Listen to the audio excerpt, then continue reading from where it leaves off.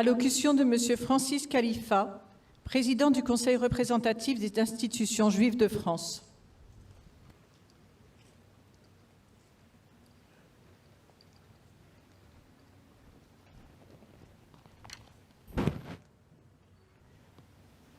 Madame la ministre, Monsieur le vice-président du Sénat, Monsieur le vice-président de l'Assemblée nationale, Monsieur l'ambassadeur d'Israël en France, Madame la maire de Paris, Mesdames les préfètes, Monsieur le représentant de la présidente de la région Île-de-France, du Conseil régional d'Île-de-France, Mesdames et Messieurs les parlementaires, Monsieur le maire du 15e arrondissement de Paris, Monsieur le grand rabbin de France, Monsieur le président de la Fondation pour la mémoire de la Shoah, Monsieur le président des consistoires, Monsieur le président de la Fondation du judaïsme français et du Fonds social juif unifié, chers Beat et Serge Karlsfeld, Mesdames et Messieurs les survivants de la Shoah, Mesdames et Messieurs les porte-drapeaux,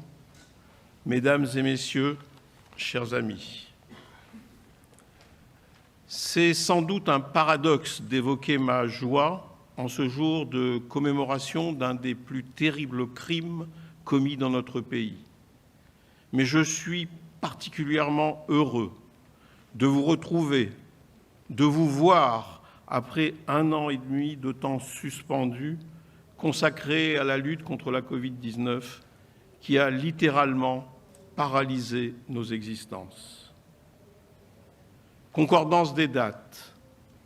Ce dimanche 18 juillet de 1921, 9 Av 5781 du calendrier hébraïque, le peuple juif se souvient et pleure la destruction du temple de Jérusalem le 9 Av de l'an 70. Et la France se souvient du destin tragique des 9037 adultes et 4115 enfants arrêtés les 16 et 17 juillet 1942 par la police française. Mémoire des vies fauchées, des destins anéantis, des familles brisées, des enfants qui n'auront jamais atteint l'adolescence et n'auront connu de l'existence que la plus atroce des fins. Les rafles des 16 et 17 juillet 1942 ont été un basculement pour plus de 13 000 Juifs de Paris et de sa région. C'est le début pour Esther Seno d'une longue errance à travers la France qui sera suivie d'une arrestation puis d'une déportation à Auschwitz. C'est pour Rachel Jedinak un arrachement à sa mère et la mémoire de cet ultime geste qui lui sauvera la vie, une gifle qu'elle lui donne pour qu'elle se décroche de sa jupe. C'est pour Arlette et Madeleine Testiller l'horreur de l'enfermement dans le Veldiv, puis la déportation vers Bonne-la-Rolande.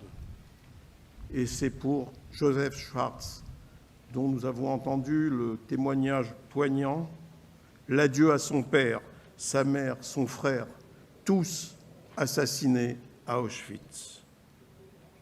Et pour 4115 enfants, c'est un arrêt de mort. Leurs noms, prénoms et âges sont gravés pour toujours grâce à Serge Klarsfeld dans le jardin mémorial rue Nélaton. Ce jardin est leur sépulture. Madame la ministre, Mesdames et Messieurs, le Veldiv est une histoire française. Le 16 juillet 1942 est une de ces journées qui ont défait la France. Une page noire de notre histoire, écrite à l'encre indélébile. Le discours de Jacques Chirac, ici même en 1995, résonne encore en chacun d'entre nous. La France, patrie des Lumières et des droits de l'homme, terre d'accueil et d'asile, la France, ce jour-là, accomplissait l'irréparable. Manquant à sa parole, elle livrait ses protégés à leurs bourreaux. Tous ses successeurs se sont inscrits dans ces mots Et le président Emmanuel Macron, ici même en 2017, nous a rappelé avec force que le gouvernement de Vichy n'était pas un accident de l'histoire.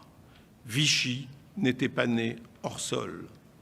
Oui, Vichy était enraciné dans le terreau propice à la banalisation du racisme et de l'antisémitisme de la Troisième République, véritable code culturel des années 30 qui permettait à Xavier Vallat, le futur commissaire aux questions juives, de regretter publiquement dans l'hémicycle, en parlant de Léon Blum, que ce vieux pays gallo-romain soit gouverné par un juif.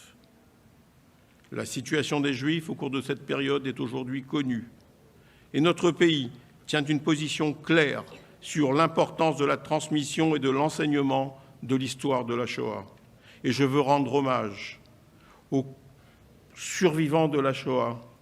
C'est leur inlassable détermination qui a rendu au Veldiv une histoire puis une mémoire. Leurs témoignages ont ouvert les portes des consciences de nos compatriotes.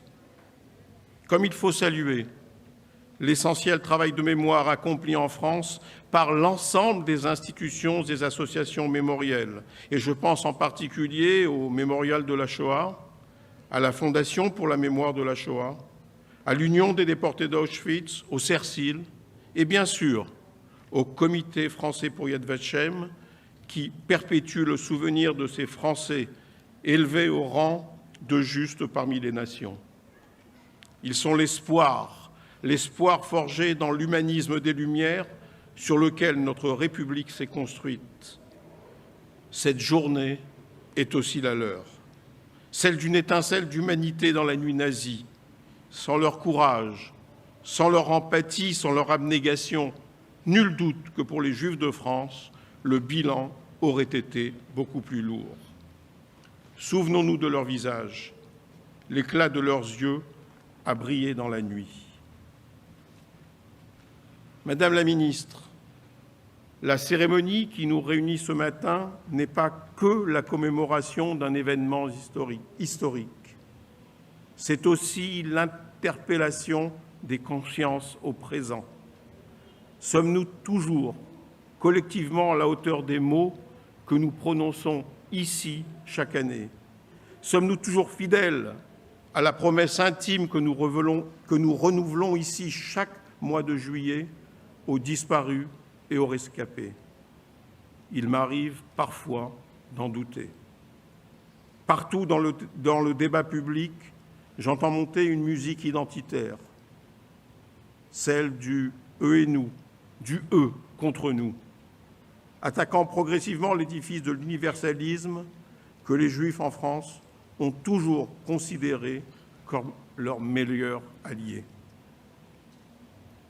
Un éditorialiste candidat cherche à réhabiliter Pétain et malgré cela, il bénéficie de la sympathie d'une partie de l'opinion galvanisée par ses provocations. Une candidate d'extrême droite à qui l'on prédit une présence au second tour de l'élection présidentielle avait, elle, eu ces mots, en écho à ceux de Jacques Chirac. Je pense que la France n'est pas responsable du Veldiv. S'il y a des responsables, ce sont ceux qui étaient au pouvoir à l'époque, ce n'est pas la France. Nous sommes loin, très loin du travail de mémoire accompli par notre pays.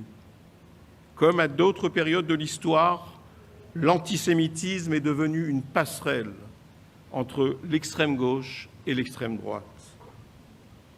Un autre candidat déclaré à l'élection présidentielle souffle sans complexe sur les braises de l'antisémitisme.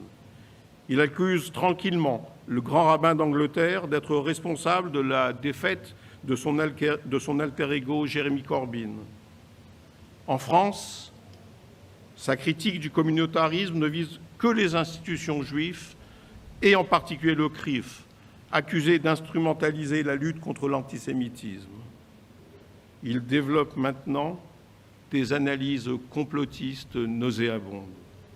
Ce même complotisme qui gangrène les esprits, porté par la crise sanitaire, il est prétexte à tous les raccourcis et confusions historiques.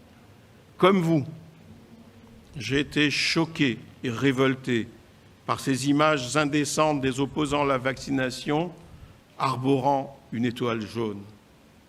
Elles m'inspirent une colère et un dégoût profond. C'est un outrage à la mémoire des victimes de la barbarie nazie. Mesdames et messieurs, si les haines se nourrissent du laisser-faire, des renoncements et de l'impuissance, elles se développent aussi du sentiment d'impunité. Le 14 avril 2021, la Cour de cassation a confirmé le jugement de la Cour d'appel de la Chambre de l'instruction déclarant irresponsable pénalement l'assassin de Sarah Halimi. Cette décision inique met à bas 20 ans d'efforts et de combats pour que l'on reconnaisse enfin que les actes et violences que subissent les Français juifs ne sont pas de la violence ordinaire, mais bien l'expression violente d'un antisémitisme nouveau. Si l'affaire Sarah Halimi a à ce point traumatisé les Français juifs, n'est-ce pas aussi parce que pour la première fois depuis la Shoah, ils ont retrouvé l'effrayante sensation que l'institution publique, en l'occurrence la justice, ne les protégeait pas.